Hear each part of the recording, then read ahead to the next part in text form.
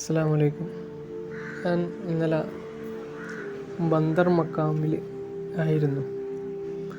ആ മക്കാമിൽ സിയാറത്തും നിസ്കാരവും ഇതൊക്കെ കഴിഞ്ഞ് സുബൈക്ക് ശേഷം ഞാനൊന്ന് വെറുതെ ഫുഡൊക്കെ കഴിച്ചു റോഡിലേക്ക് ഇറങ്ങിയപ്പോൾ ഒരു അടിപൊളി കാഴ്ച ഉണ്ട്. നല്ല അടിപൊളി, എന്താ പറയുക, ഒരു മനസ്സിന് നല്ല കുളിരേകുന്ന കാഴ്ച.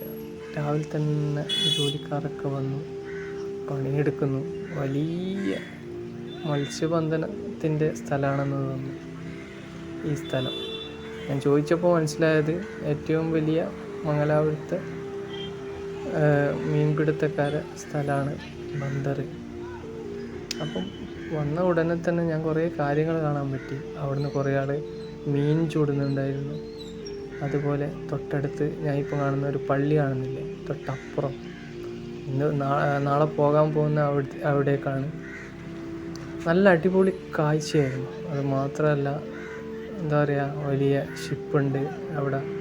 പിന്നെ ബോട്ടുകളിങ്ങനെ പോകാൻ നോക്കുന്നുണ്ട്.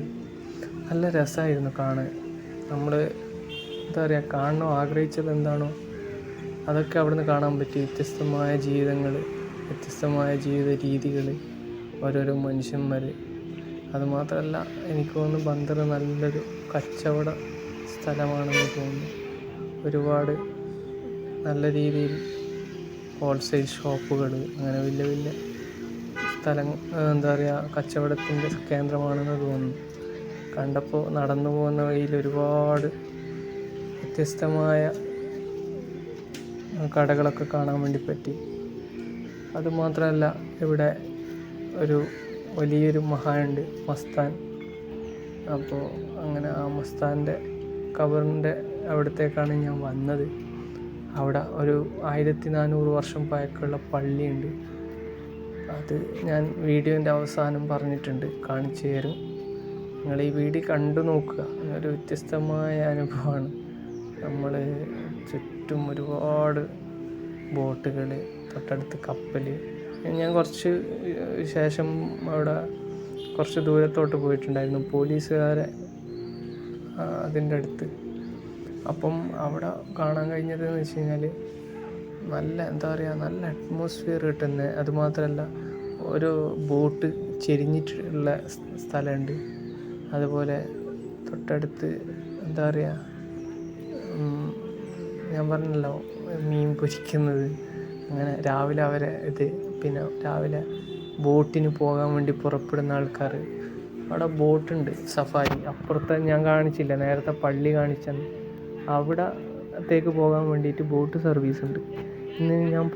നാളെ ഞാൻ പോകാൻ പോകുന്ന അവിടേക്കാണ്. ഇൻഷാ അല്ലാഹ് ആ വീഡിയോ കൃത്യമായി ഞാൻ നിങ്ങൾക്ക് അയച്ചു തരും. എല്ലാവരും ഈ വീഡിയോ ഒന്ന് കണ്ടു നോക്കുക. എന്തായാലും നമുക്ക് മനസ്സിന് കുളിരേകുന്ന കാഴ്ചയാണ്.